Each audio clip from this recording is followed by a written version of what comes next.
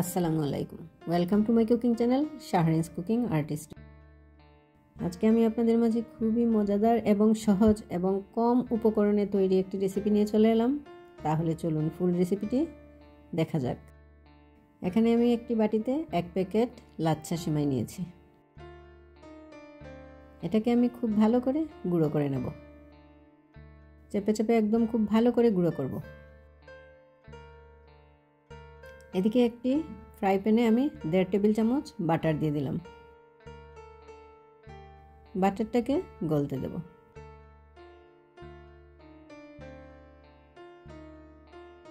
এখন দিয়ে দিচ্ছি লাচ্ছা সেমাই, দিয়ে এটাকে আমি গোল্ডেন ব্রাউন করে ভাজবো। যতক্ষণ না পর্যন্ত বাদামি কালার এসেছে এতক্ষণ পর্যন্ত ভাজবো এবং অল্প আঁচে এটাকে ভাজতে হবে।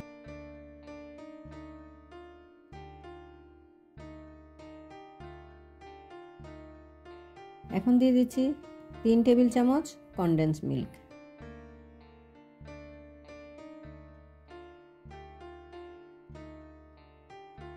দিয়ে দিচ্ছি হাফ কাপ বাদাম। এখানে আমি পেস্তা বাদাম নিয়েছি ও কাজু বাদাম নিয়েছি, গুঁড়ো করে নিয়েছি।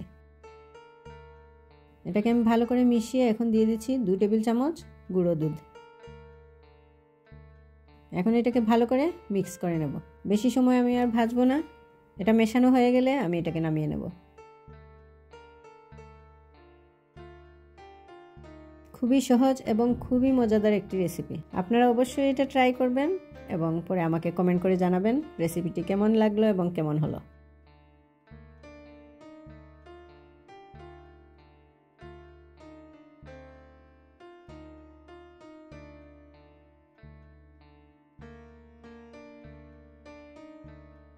এখন আবারও আমি একটু গুঁড়ো করে নিচ্ছি। এখন ছোট একটা বাটি নিয়ে আপনারা যে শেপে করতে চান সে শেপের একটা বাটি নিয়ে নেবেন।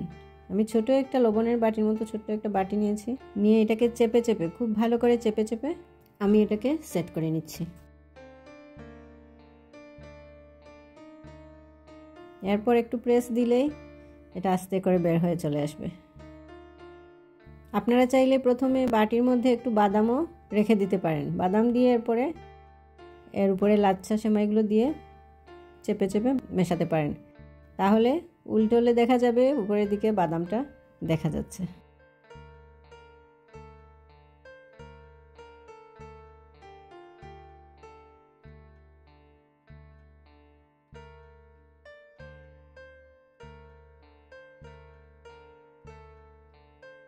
সবগুলো তৈরি হয়ে গেছে।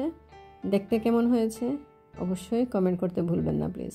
খুবই সুস্বাদু, এটা বলার বাহিরে। আপনারা অবশ্যই এটা ট্রাই করে এই উপকরণে খেয়ে দেখবেন।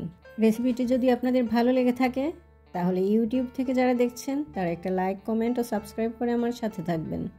আর ফেসবুক থেকে যারা দেখছেন তারা একটা লাইক ও ফলো দিয়ে এবং কমেন্ট করে আমার পাশে থাকবেন।